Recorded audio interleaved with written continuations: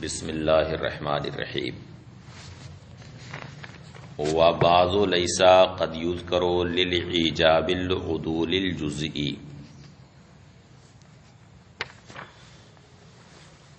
یہ گفتگو اس بات کی چل رہی ہے کہ لیسا بعض اور بعض لیسا خود ان دونوں کے درمیان کیا فرق ہے۔ تو ایک فرق دونوں کے درمیان بیان کر دیا گیا کہ بعض و لیسا اور لیسا بعض کے درمیان فرق یہ ہے کہ لیسا بعض کو کبھی کبھی سلب کلی کے لیے بھی ذکر کر دیتے ہیں، اس کے لیے بھی استعمال ہے، اس لیے کہ یہ اس نکرہ کے مشابہ ہے جو سیاق نفی میں واقع ہو، اور جو نکرہ سیاق نفی میں واقع ہوتا ہے اس سے عموم نفی کا فائدہ ہوتا ہے۔ اس لیے لیسا بعض کا استعمال کبھی کبھی سلب کلی کے لیے بھی ہو جاتا ہے، جبکہ بعض و لیسا کا استعمال سلب کلی کے لیے نہیں ہوتا ہے۔ یہ ایک فرق ہے۔ دوسرا فرق دونوں کے درمیان یہ ہے کہ بعض و لیسا کا استعمال، لیسا بعض نہیں بلکہ بعض و لیسا کا استعمال کبھی کبھی ایجاب عدولی جزئی کے لیے بھی ہو جاتا ہے۔ ایجاب عدول جزئی یعنی موجبہ معدولہ جزیہ، ایجاب عدولی موجبہ معدولہ جزیہ۔ موجبہ معدولہ کا مطلب ہے کہ جس میں حرف سلب موضوع یا محمول یا دونوں کا جز ہو، موضوع کا جز ہو یا محمول کا جز ہو یا دونوں کا جز، اسے معدولہ کہتے ہیں۔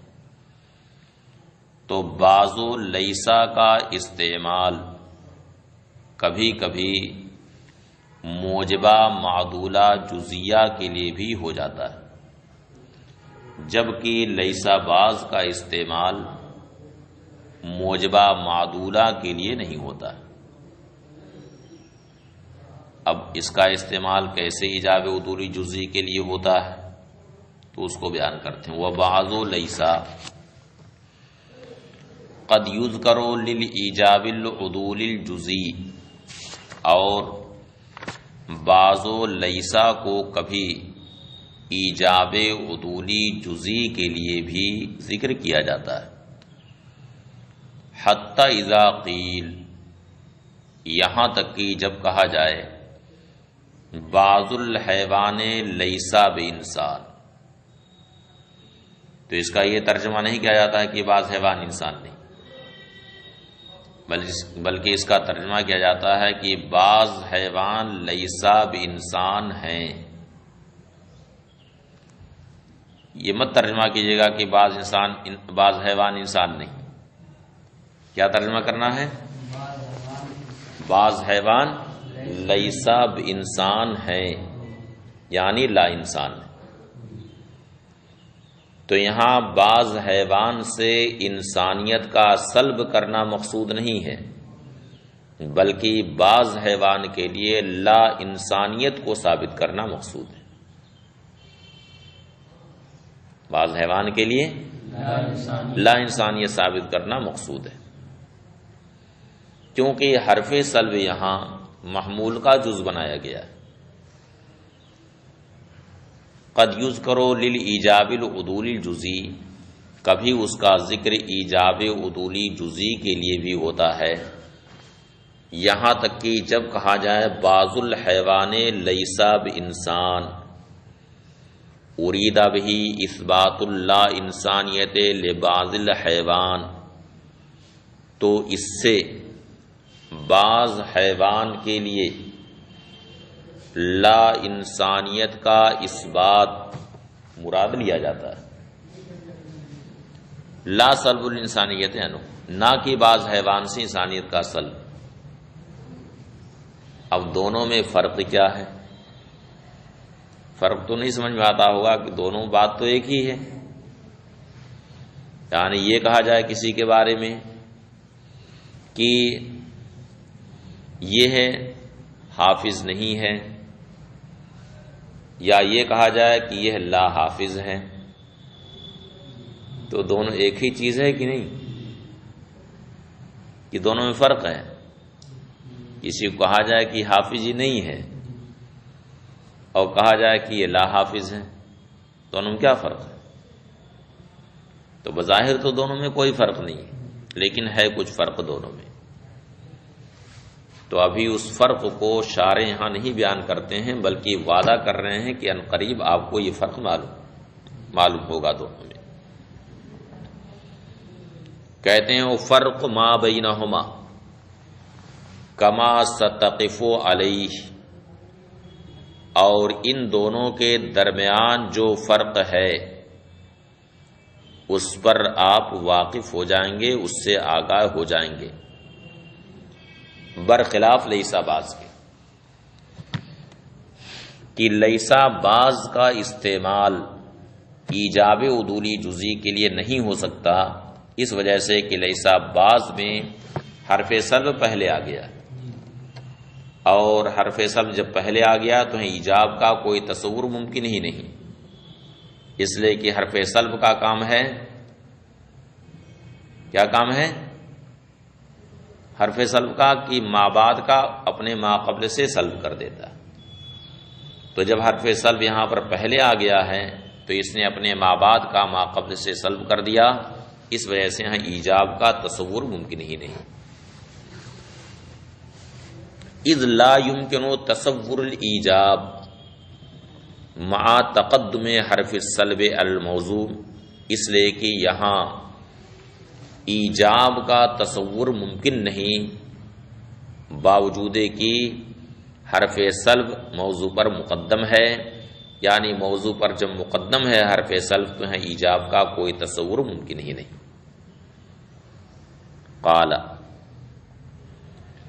وَإِن لَّمْ يُبَيَّنْ فِيهَا کمیت الافراد، گفتگو یہ چل رہی تھی کہ قضیہ حملیہ کا موضوع جزئی ہوگا یا کلی ہوگا. اگر قضیہ حملیہ کا موضوع جزئی ہے تو وہ قضیہ شخصیہ اور مخصوصہ ہے، اور اگر اس کا موضوع کلی ہے تو اب وہاں افراد کی کمیت اور مقدار بیان کی گئی ہے یا نہیں بیان کی گئی ہے. اگر افراد کی کمیت اور مقدار بیان کر دی گئی ہے تو وہ محصورہ ہے. اب یہاں اسی کی دوسری شق ہے کہ قضیہ حملیہ کا موضوع کلی ہو لیکن اس میں افراد کی کمیت اور مقدار بیان نہ کی گئی. ابھی تک ساری گفتگو اس پر تھی کہ افراد کی کمیت اور مقدار بیان کر دی گئی کہ کتنے افراد پر حکم لگ رہا ہے. اب جیسے کتنے باراتی آئیں گے تو ایک صورت یہ ہے کہ افراد کی مقدار بتا دی گئی کہ اتنے لوگ آئیں گے، ہوتا ہے کہ نہیں، اور ایک صورت ہے کہ تعداد بتائی ہی نہیں گئی. تو دوسری والے میں تو بہت پریشانی ہے، اور پہلے والے میں متعین ہے کہ اتنے افراد آئیں گے. تو یہاں پر قضیہ میں اگر قضیہ حملیہ کا موضوع کلی ہے اور افراد کی کمیت نہیں بتائی گئی ہے، مقدار نہیں بتائی گئی، تو اب اس میں ابھی دو شق ہیں.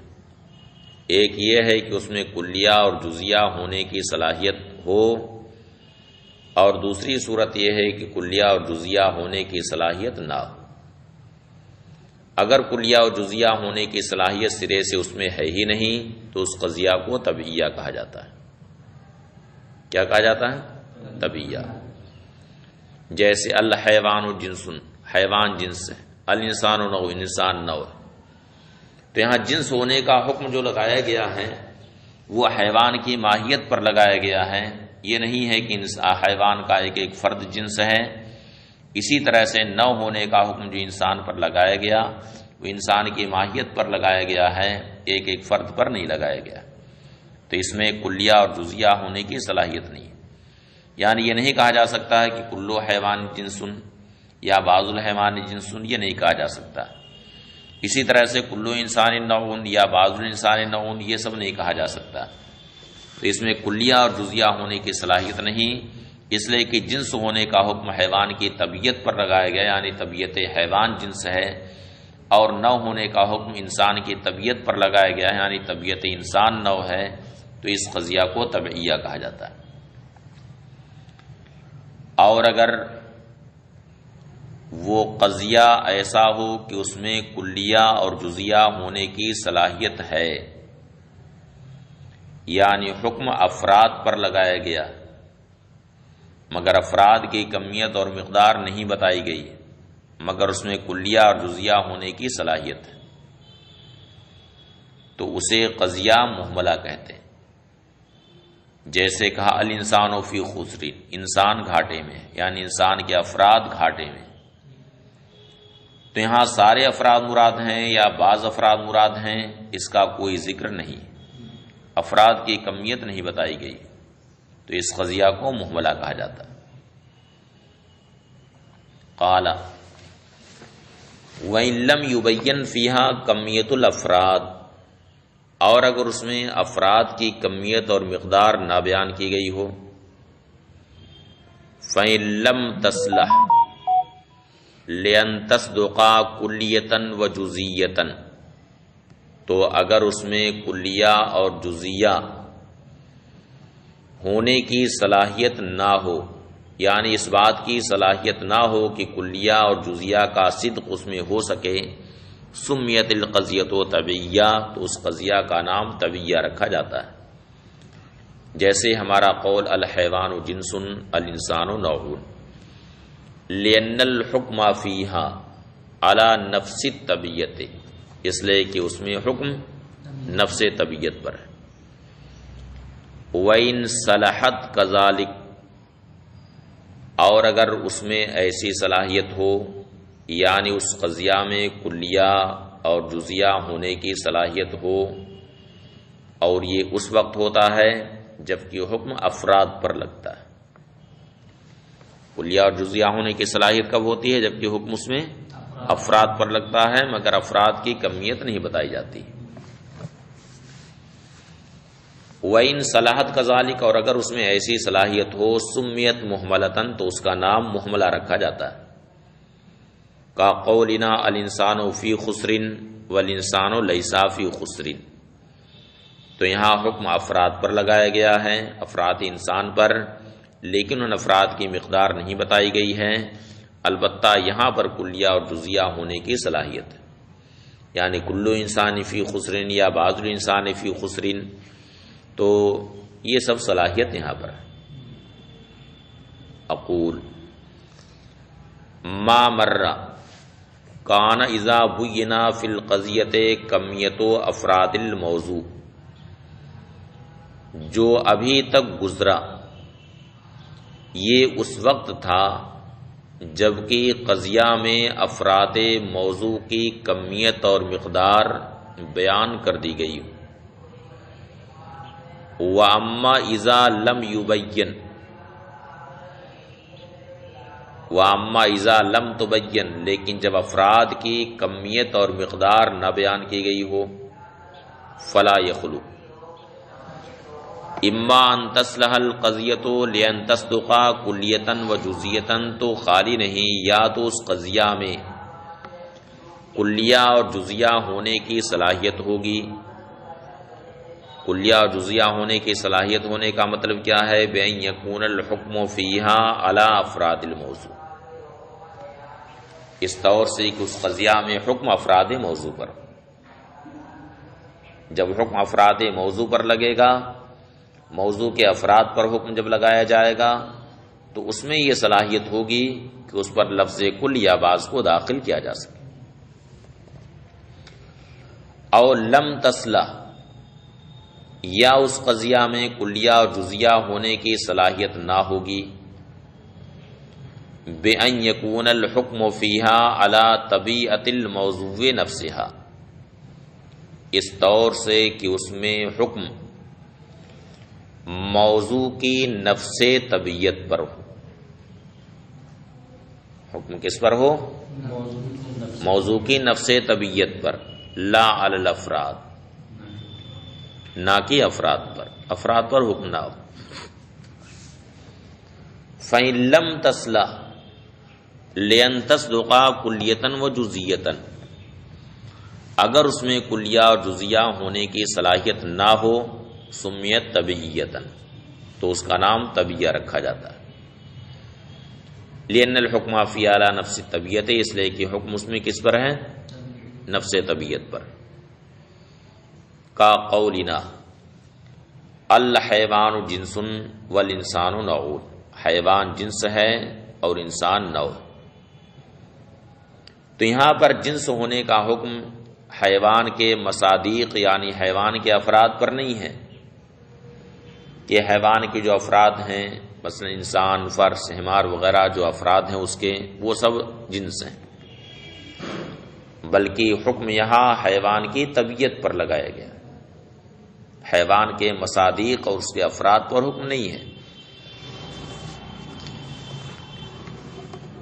فَإِنَّ الْحُكْمَ بِالْجِنسِيَّةِ وَالنَّوْعِيَّةِ لَيْسَ عَلَى مَا صَدَقَ عَلَيْهِ الْحَيْوَانُ وَالْإِنسَانُ مِنَ الْأَفْرَادِ، اس لیے کہ یہاں پر جنسیت اور نوعیت کا حکم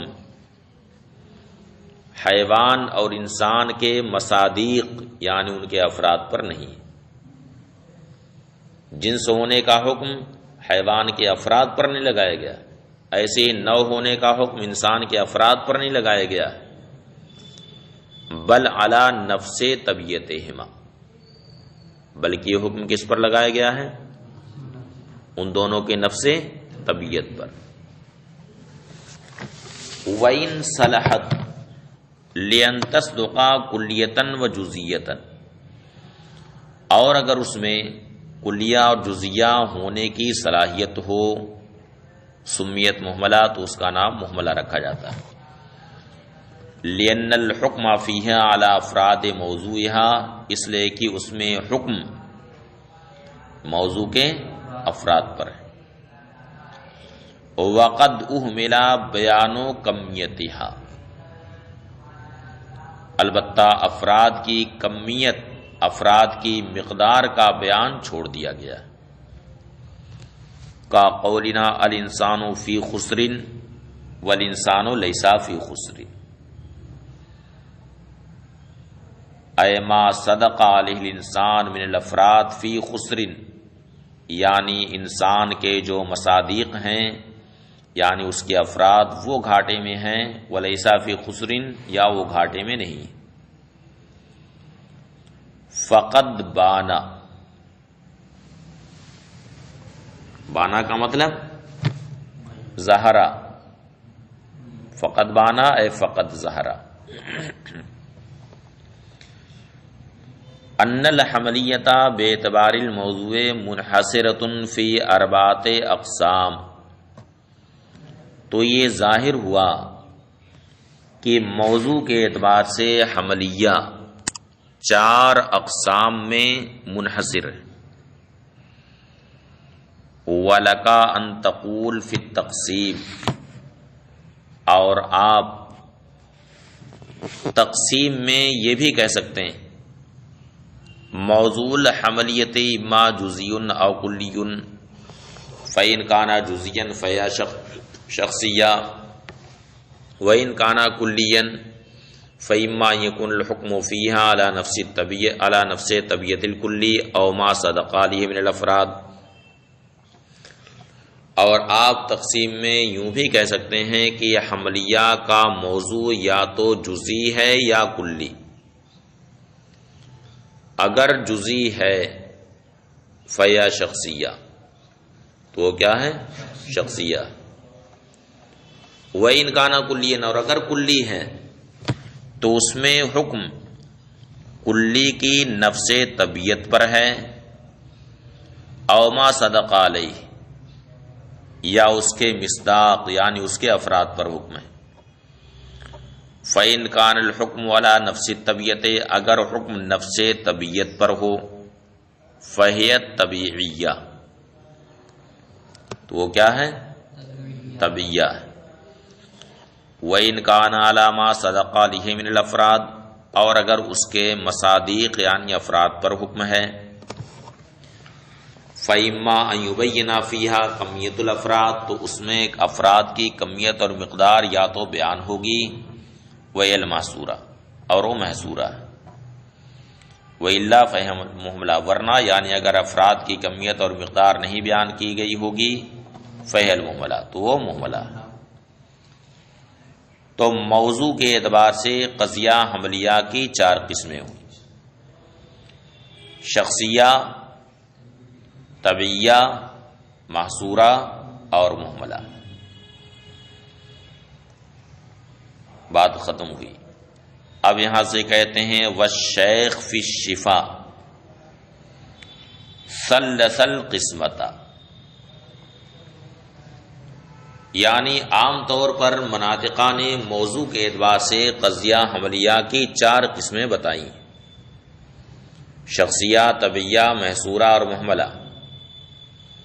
لیکن شیخ نے یعنی شیخ ولی ابن سینا نے اپنی کتاب شفا میں صرف 3 قسموں کو بیان کیا: شخصیہ، محصورہ اور مہملہ۔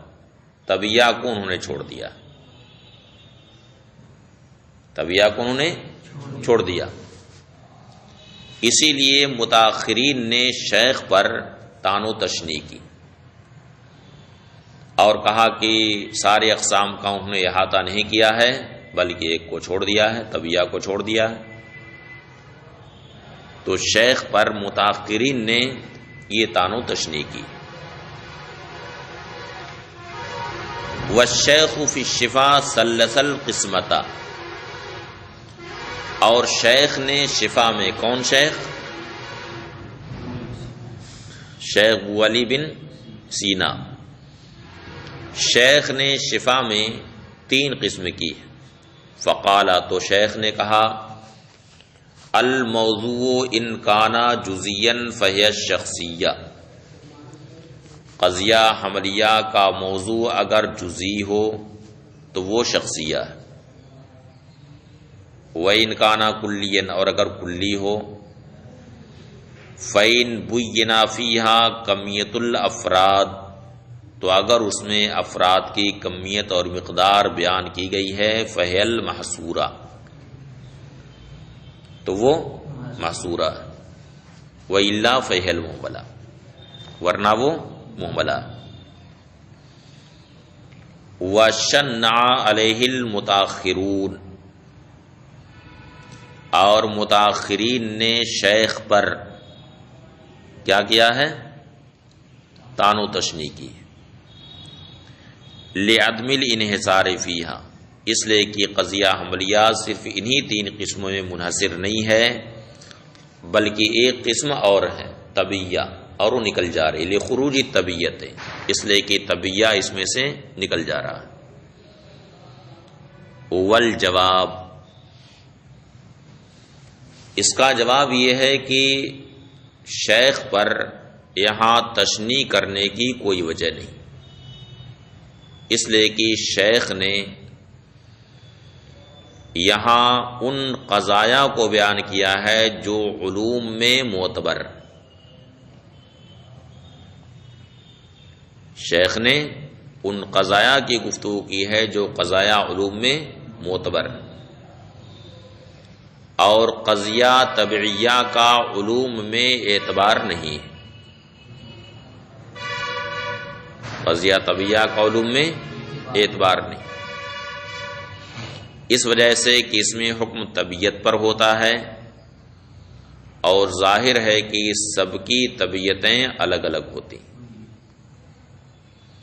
ہر ایک کی طبیعت، ہر ایک کا مزاج الگ الگ ہوتا ہے کہ نہیں ایسا؟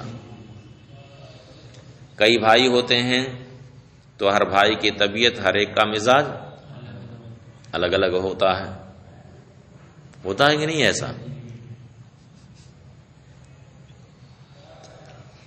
اور ساری طبیعتوں کا اندازہ کرنا یہ بڑا مشکل کام